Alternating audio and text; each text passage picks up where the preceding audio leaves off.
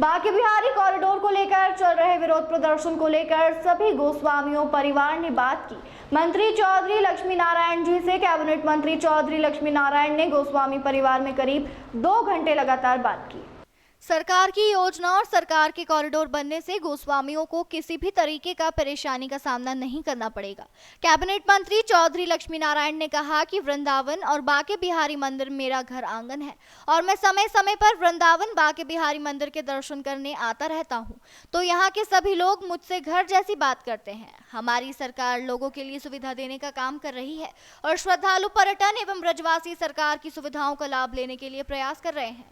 उत्तर प्रदेश के मुख्यमंत्री योगी आदित्यनाथ स्वयं एक संत है और उनके हाथों में धार्मिक स्थलों की डोर है, इसलिए मुख्यमंत्री उत्तर प्रदेश में सभी तीर्थ स्थलों पर एवं धार्मिक स्थलों पर विकास कार्य कर रहे हैं। मेरा यही कहना है कि मैं वृंदावन बांके बिहारी के दर्शन करने आता रहता हूं और वृंदावन और मथुरा मेरा घर आंगन है। मैं अपने घर की बात आपस में बैठकर कर लेता हूं। स्वाभाविक रूप से ये तो हम चाहते हैं श्रद्धालु ज्यादा से ज्यादा और आना, ये तो चाहते हैं। विरोध कैसा थमेगा? विरोध तो है ही नहीं, विरोध कहाँ है? भाई लक्ष्य एक, हमारी बात सुन लीजिए।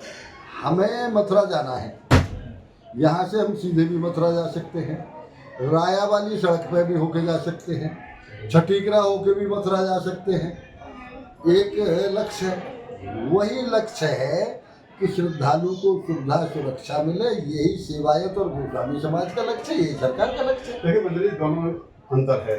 आप सुविधाओं की बात कर रहे हैं, जो विरोध कर रहे हैं वो परंपरा की बात कर रहे हैं, ब्रज की संस्कृति की बात कर रहे हैं, कुंज गलियों की बात कर रहे हैं।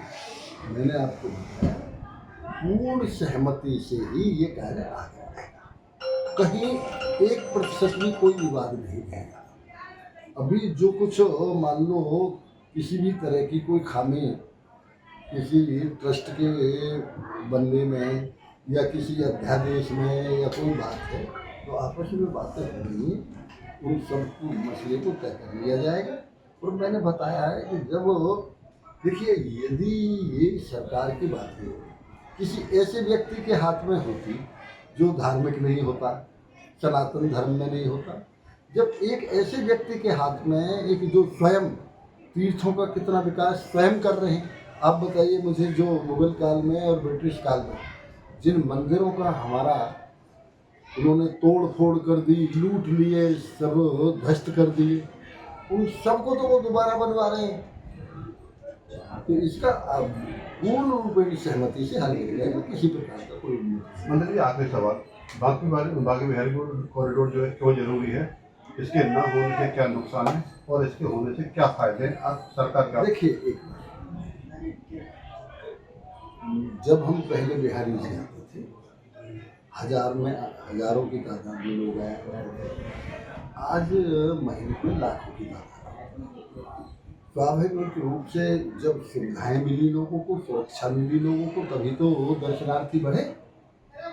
और अब बिहारी जी के अलावा उत्तर प्रदेश में जैसे अयोध्या है, काशी है, लेकिन बिहारी जी के अलावा उत्तर प्रदेश में पहले तो लोग ज़्यादातर हरिद्वार में बट जाया करते थे, लेकिन आज सबकी श्रद्धा बिहारी जी में है।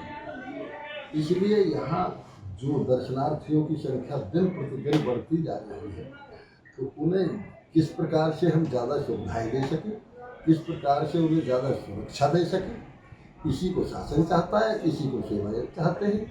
मिल बैठ के सारी समस्या का समाधान हो जाएंगे। कॉरिडोर न्यास को लेकर लगातार विरोध है, गोस्वामी न्यास का विरोध कर रहे हैं, स्थानीय लोग कर रहे हैं। देखिए, मैं तो इस बिहारी जी परिवार का सदस्य हूँ, दर्शन करने के लिए आया। आपस में जब कभी मैं आता हूँ तो मिल बैठ के बात करने लगते हैं। स्वाभाविक रूप से कॉरिडोर की चर्चा चूँकि आजकल सब चल रही है, ये चर्चाएं भी हुई, मैंने भी अपनी बात रखी थी, उन्होंने भी अपनी बातें रखी। सरकार का और सेवायतों का दोनों का उद्देश्य ये है कि आने वाले यात्रियों को, आने वाले श्रद्धालुओं को सुविधाएं मिले, सुरक्षा मिले।